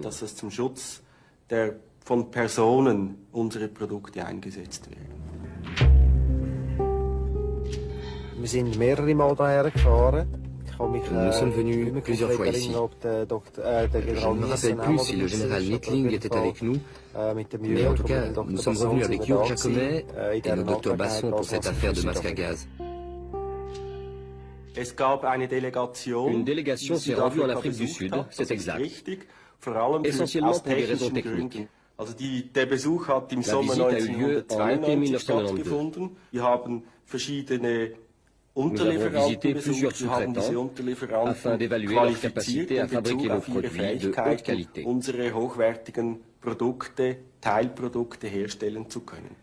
Parmi les scientifiques sud-africains rencontrés par les employés d'Huber et Zuner, le docteur Jan Lourens, un proche collaborateur de Basson. Il figure également dans l'acte d'accusation. Accusation numéro 54, complicité de meurtre. Le docteur Lourens est chargé par le docteur Basson de développer une panoplie d'armes capables d'administrer des poisons. Lettres piégées, bagues, parapluies, tournevis. Ces appareils ont été testés sur des animaux.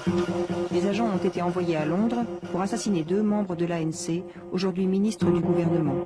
L'opération a échoué.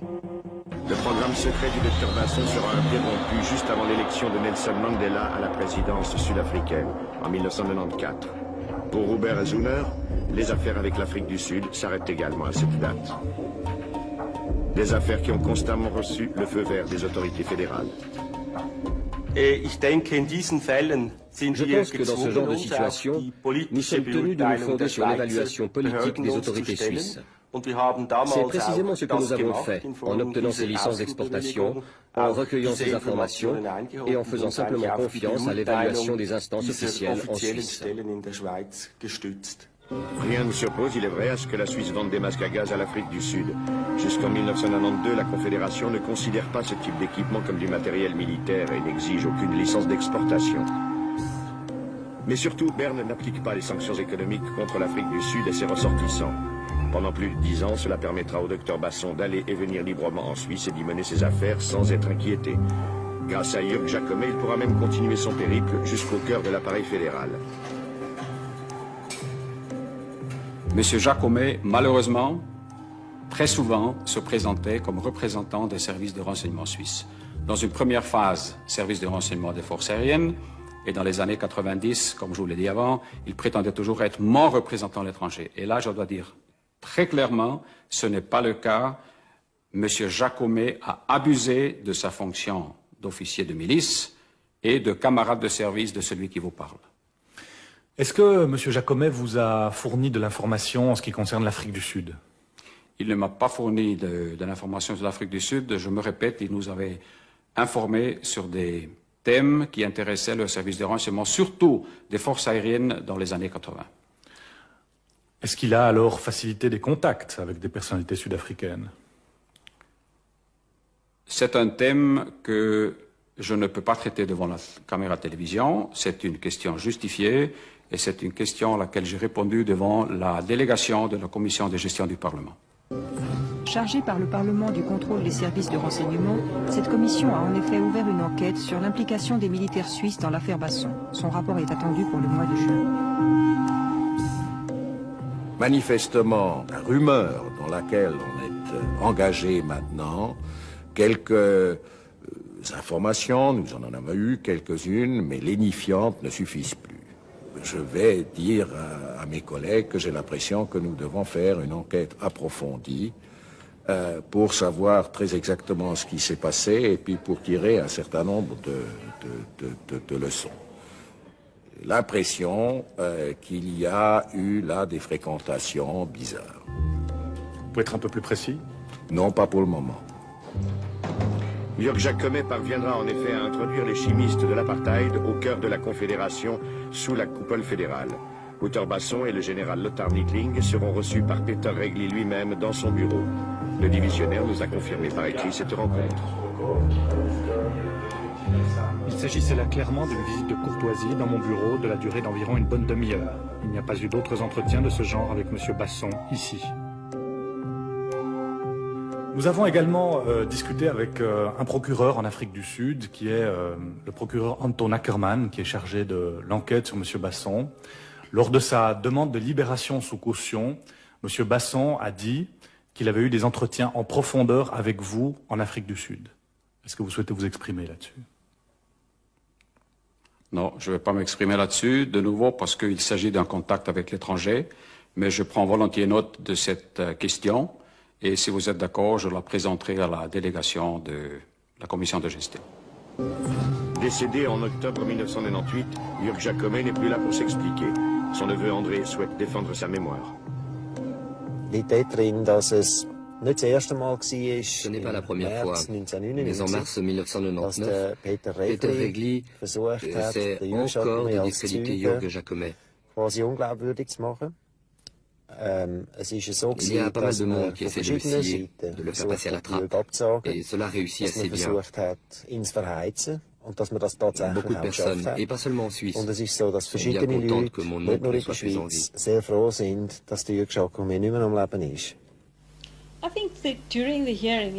Les auditions ont révélé que Basson a voyagé dans de nombreux pays et qu'il a eu un accès privilégié à un grand nombre d'usines du monde entier.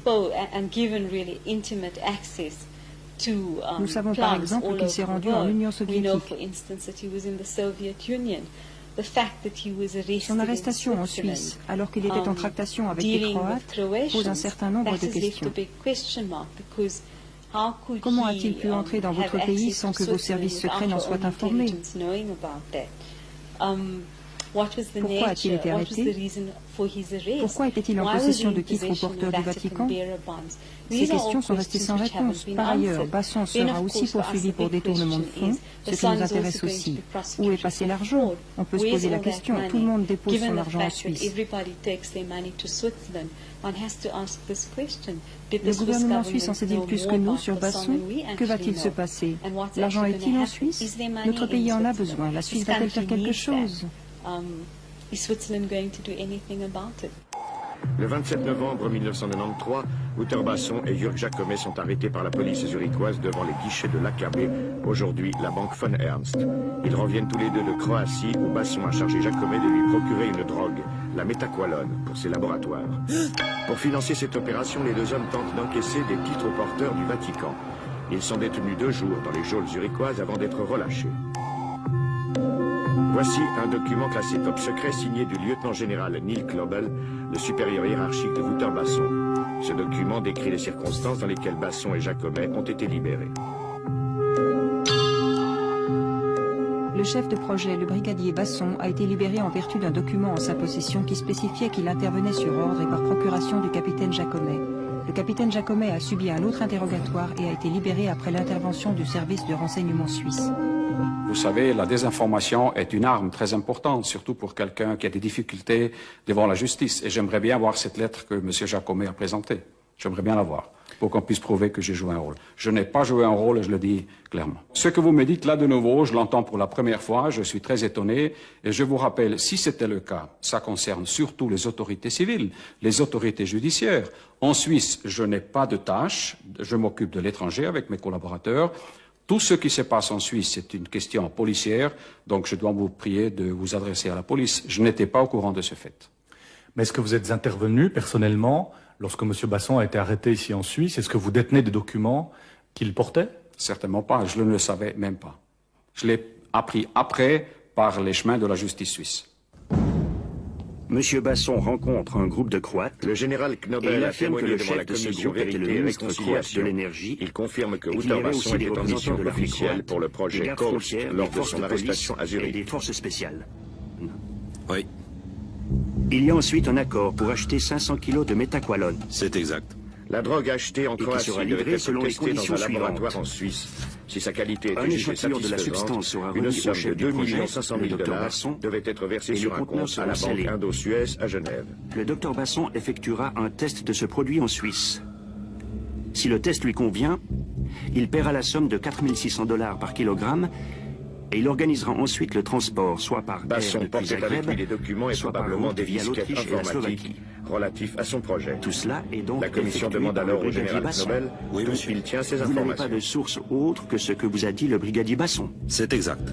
Cela peut être de l'invention, cela peut être de la réalité. Vous voulez que je fasse de la spéculation? Non, je vous demande si vous avez une source indépendante qui confirme ce que vous dites. Non. Si ce n'est que j'ai rencontré M. Regli, qui est le chef des services de renseignement militaire suisse, ainsi que les 2 messages que j'ai reçus de Jacomet, qui était un agent. Le divisionnaire Regli a bien rencontré le général Knobel dans un hôtel sud-africain. Un autre document secret signé de Knobel révèle le contenu de leurs entretiens. Le général Knobel rapporte qu'il a parlé avec le général Regli du service de renseignement suisse et qu'il a confirmé une bonne partie des déclarations du brigadier Basson. Il a aussi entrepris d'aider à récupérer la documentation. Est-ce que vous confirmez cette information? Est-ce que vous confirmez avoir eu ce contact avec M. Knobel et avoir offert ses services? Je vous donne ce document. Merci, très volontiers. Je dois dire encore une fois aussi pour le téléspectateur que une tâche importante du chef du service de renseignement est de quitter ce bureau, de se rendre à l'étranger, de faire des contacts pour obtenir du renseignement. Maintenant, vous parlez de fonctionnaires de forces armées étrangères. Aussi, sur cette question, je me suis exprimé ce matin devant la commission parce que aussi ce paragraphe a paru, je crois, le 15, donc avant-hier, dans un journal sud-africain. Donc j'étais au courant du fait que cette question viendra et j'en ai parlé à la commission de gestion. Le voyage en Afrique du Sud était-il connu du chef du département militaire ou des conseillers fédéraux? Non, certainement pas. Le principe qui est toujours en vigueur était que les autorités politiques acceptaient les relations avec les services de renseignement étrangers, mais ils ne rentraient pas dans le détail sur le type de voyage et leur fréquence. Celui qui vous parle, toujours à la fin de l'année, présente au chef du département, qui est notre autorité politique supérieure, une liste des pays avec lesquels nous avons des contacts. Et c'est à ce moment-là que le chef du département dit « Voilà, je suis d'accord » ou « J'aimerais qu'on trace tel et tel pays pour des raisons qu'il a personnellement » ou même nous dit « J'aimerais que vous entriez en contact avec tel et tel pays pour telle et telle raison ».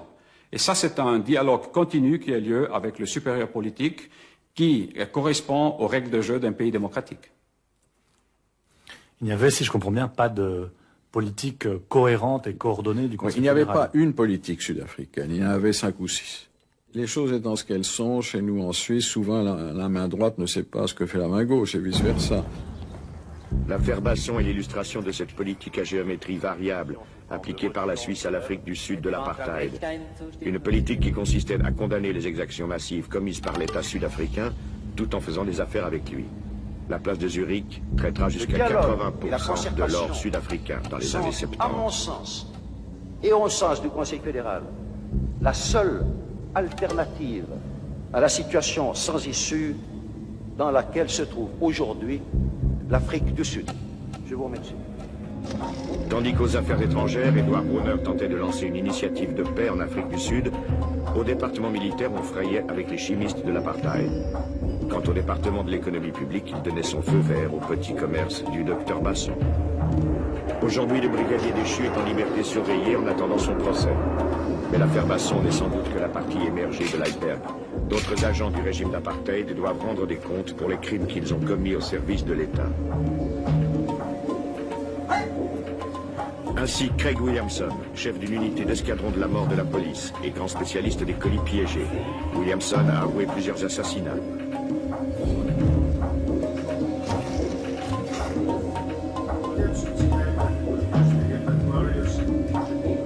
Now, all ex-policier a infiltré durant 2 ans une université à Genève au début des années 80 avant d'être démasqué et de rentrer tranquillement en Afrique du Sud. Les services pour lesquels il a travaillé figuraient aussi sur la liste des partenaires de la police fédérale suisse. Williamson a demandé l'amnistie pour ses forfaits, une faveur que la commission Vérité et Réconciliation peut accorder.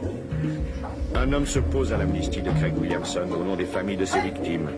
Avocat de Nelson Mandela, Georges Bizos a déjà obtenu que les assassins de l'opposant au régime, Steve Biko, battu à mort dans sa cellule en 1977, ne soient pas libérés. Rappelons-nous que le cours de l'or était très haut à l'époque, à près de $500 l'once. Imaginez que la Suisse ait dit « C'est nous qui traitons vos lingots d'or. Et si vous ne changez pas votre politique vers plus d'égalité et de démocratie, nous arrêtons. »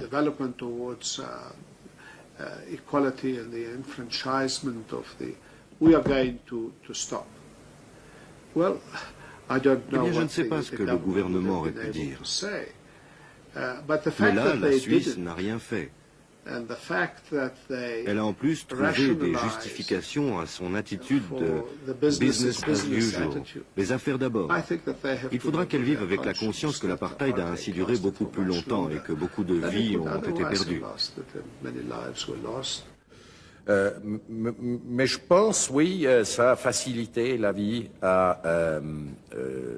quand même au régime apartheid. Pourquoi?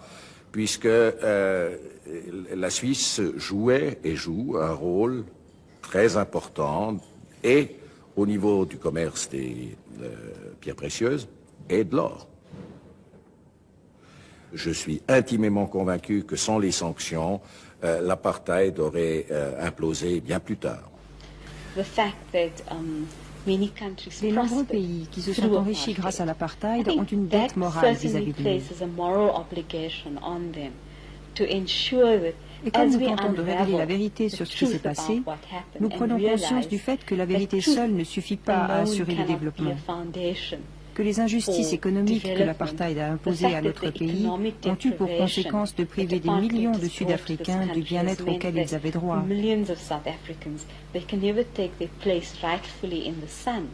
C'est